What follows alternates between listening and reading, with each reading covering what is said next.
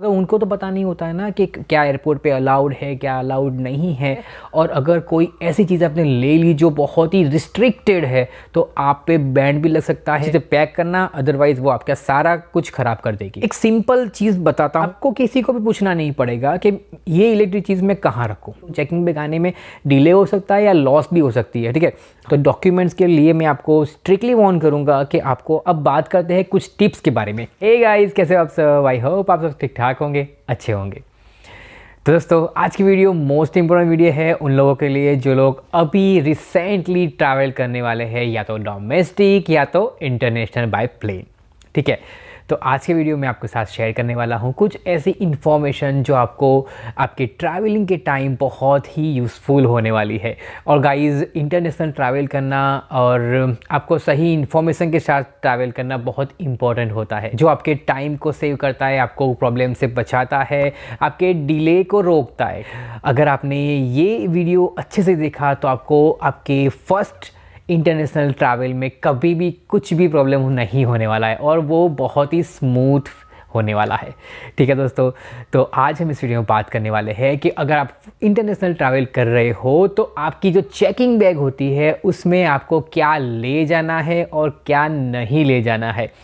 क्या ले जाना है उससे ज़्यादा इम्पोर्टेंट है क्या नहीं ले जाना है। तो जो क्या नहीं ले जाना है वो ज़रूर से अच्छे से ध्यान से देखिएगा और लिख लीजिए कि क्या नहीं लेके जाना है। अगर आप नहीं ले जाने वाली चीज़ लेके जा रहे हो तो आपको प्रॉब्लम हो सकता है, डिले हो सकता है, या तो आप पे बैन भी लग सकता है, ठीक है। तो ये बात का ध्यान रखिएगा और वीडियो पूरी देखना। वीडियो अच्छी लगे तो लाइक और शेयर ज़रूर करके जाना, ठीक है दोस्तों। तो चलिए स्टार्ट करते हैं आज का most important video. So guys, video के मेन टॉपिक पे आने से पहले मैं आपको ये थोड़ी सी इन्फॉर्मेशन दे दूं कि चेकिंग बैग क्या होती है और कैबिन बैग क्या होती है। कैबिन बैग वो होती है जो आपके ट्रैवलिंग के टाइम पूरी जो जर्नी है उसमें वो आपके साथ रहने वाली है। यानी कि छोटी 7 kg की बैग आती है, वो आपके साथ रहने वाली है, उसको बोलते हैं कैबिन बैग। अब बोलते हैं चेकिंग बैग। चेकिंग बैग यानी जो आप एयरपोर्ट को हैंड ओवर कर दोगे, यानी कि जब आप एयरपोर्ट में जाओगे, चेकिंग करवाओगे, तब आपकी जो बड़ी वाली 23 kg की जो बैग होती है ना, वो एयरपोर्ट अथॉरिटी को आपको हैंड ओवर करनी है और वो जाती है आपके प्लेन के कार्गो में, ठीक है, जो आपके पास पूरी जर्नी में नहीं रहती है। वो आपको डेस्टिनेशन पे उतरने के बाद आपको मिलती है, उसे कहते हैं चेकिंग बैग। तो ये कॉन्सेप्ट आपको क्लियर होना चाहिए, कौन सी चेकिंग बैग है, कौन सी कैबिन बैग है।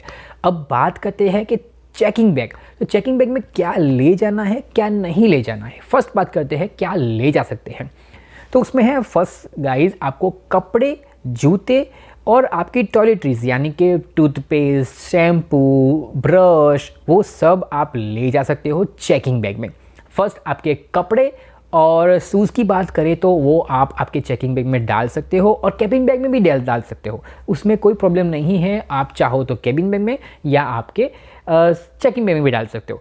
मेन चीज़ है कि आपके पास टॉयलेटरीज में क्या है, ठीक है। अगर आपके पास शैम्पू है और वो 100 ml से ज़्यादा है तो आपको डालना है चेकिंग बैग में। अगर आप वो चीज़ 100 ml से ज़्यादा है, लिक्विड चीज़ आपके कैबिन बैग में डाल रहे हो, और जब आपको एयरपोर्ट में जाओगे, चेकिंग करवाओगे, तब आपके सारे शैम्पू है, लिक्विड है जो 100 ml से ज़्यादा है, वो सारे फेंक देने में आएंगे, वो आपको देने वाले नहीं है। तो आपके हो सकते हैं काफ़ी महंगे शैम्पू होंगे, कंडीशनर होंगे, हेयर ट्रीटमेंट के कुछ लोशंस वगैरह होंगे, वो सारे फेंक देने पड़ेंगे। तो आपके पास कोई भी लिक्विड चीज़ है जो 100 ml से ज़्यादा है तो वो आपको रखनी है आपके चेकिंग बैग में, ठीक है। ये बात का ध्यान रखना, इसलिए मैंने बोला था कि आपको बहुत ध्यान से वीडियो देखनी है, क्योंकि चेकिंग बैग में रखने वाली चीज़ आपने कैबिन बैग में रख दी तो वो जाएगी डिस्पोज, ठीक है। तो ये बात का आपको ध्यान रखना है कि 100 ml से ज़्यादा वाली चीज़ आपको रखनी है चेकिंग बैग में, ठीक है दोस्तों। सेकंड बात करते हैं कि कोई भी sharp object like blade, scissor, knife, वो सब आपको रखने हैं आपके चेकिंग बैग में। उसको आप कैबिन बैग में नहीं रखोगे वरना वो थ्रो कर देंगे, ओके। तो ये बात का आपको ध्यान रखना है। उसके बाद है फूड आइटम्स। अगर आपके पास ऐसे फूड है जो ड्राई है, ठीक है, ड्राई फूड यानी कि नमकीन हो गए, कुछ ऐसे कुछ स्नैक्स हो गए, बिस्किट्स हो गए, तो वो आप रख सकते हो आपके चेकिंग बैग में।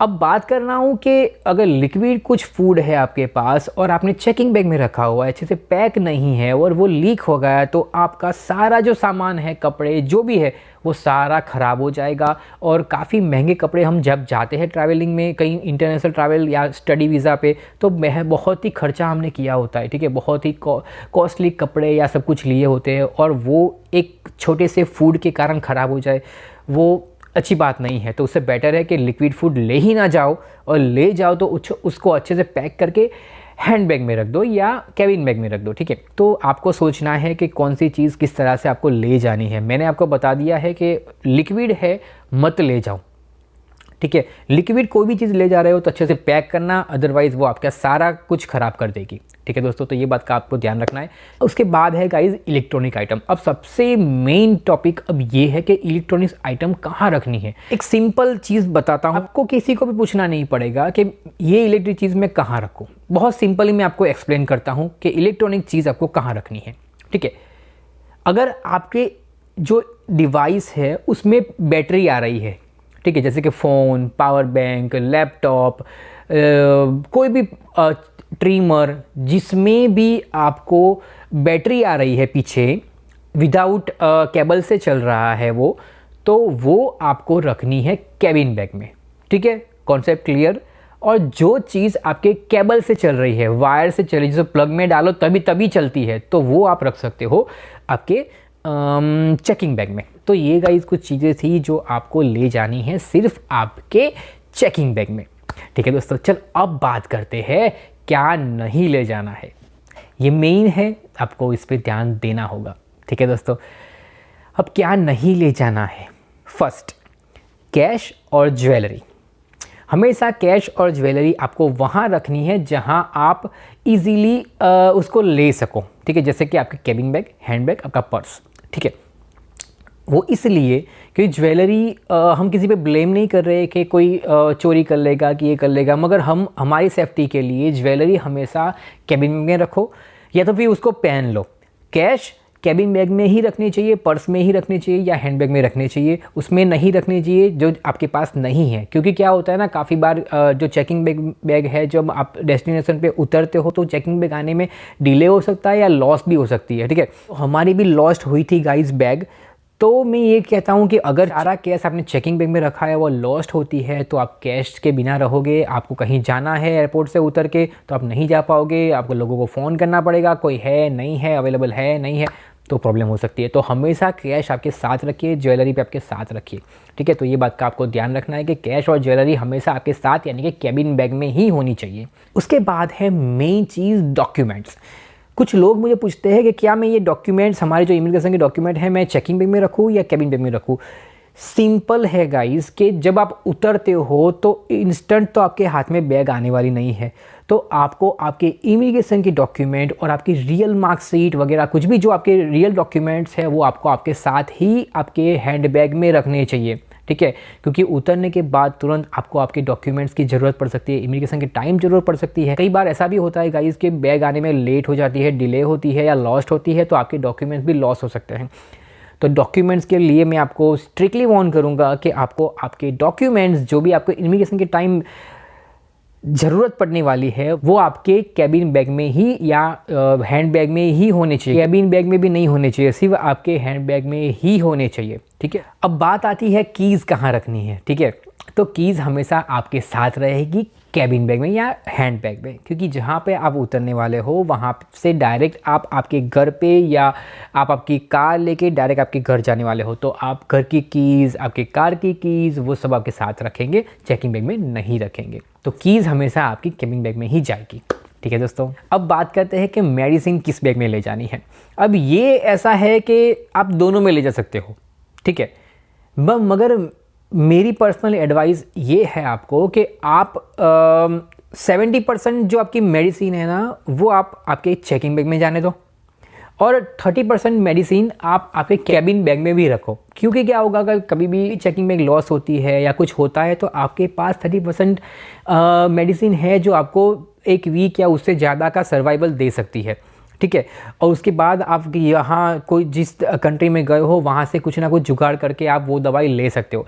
काफ़ी बार क्या होता है ना कि आपको जो कंटेंट चाहिए ना वो वहाँ पे नहीं मिलता है, यानी कि आपको जो मेडिसिन चाहिए वो मेडिसिन उस कंट्री में नहीं होती है, उसके अल्टरनेट होते हैं, मगर उसको ढूंढने में सब कुछ करने में देर लग सकती है। तो मैं ऐसा मानता हूँ कि आपको अगर मेडिसिन ले जानी है तो कुछ मेडिसिन 1 वीक की या 10 दिन की मेडिसिन आप आपके एक हैंडबैग में डाल दो या कैबिन बैग में डाल दो, या बाकी की जो भी है आपके 2 महीने 3 महीने 4 महीने 6 महीने 1 साल की दवाई जो भी है आप चेकिंग बैग में डाल दो, ठीक है। उसके बाद है गाइस के कुछ लोगों ने मुझे पूछा था क्या हम प्लांट सीड ले जा सकते हैं। तो अगर आप कनाडा आ रहे हो तो यहाँ पे स्ट्रिक्टली बैंड है कोई भी प्लांट सीड लेके आने में, ठीक है। तो अगर आप कनाडा आ रहे हो तो प्लांट सीड मत लेके आना, मगर most of the country plant seed ban जैसे ही होते हैं। तो अगर आप एक बार कंट्री की जो वेबसाइट होती है वहाँ पे चेक कर लेना, एयरलाइंस की वेबसाइट पे चेक कर लेना क्या ले जा सकते हैं या नहीं ले जा सकते। मगर मैं जानता हूँ वहाँ तक प्लांट सीड बैन होते हैं, उसको मत ले जाना, ठीक है दोस्तों। और गाइस कंप्लीट बैन है ऐसे है एक्सप्लोसिव, ठीक है, यानी कि गन पाउडर हो गया, एसिड हो गए, फायरवर्क्स हो गए, जिससे प्लेन में कहीं पे भी या एयरपोर्ट पे कहीं पे भी हम आग लग सकती है, ब्लास्ट हो सकता है। ऐसी कुछ भी चीज़ लाना मना है, रिस्ट्रिक्टेड है, बैन है, वो मत लेके आना कुछ भी ऐसी चीज़। ऑब्वियस है कि हम ऐसा तो कुछ लेके नहीं आएंगे, गन पाउडर है कि फायरवर्क है, ऐसा तो कुछ लेके आने वाले नहीं है, मगर फिर भी मैं बता रहा हूँ कि ऐसी चीज़ें बैन होती है तो वो मत लेके आना, ठीक है दोस्तों। तो ये थी कुछ चीज़ ले जानी नहीं ले जानी, कहाँ ले जानी कहाँ नहीं ले जाने वाली बात।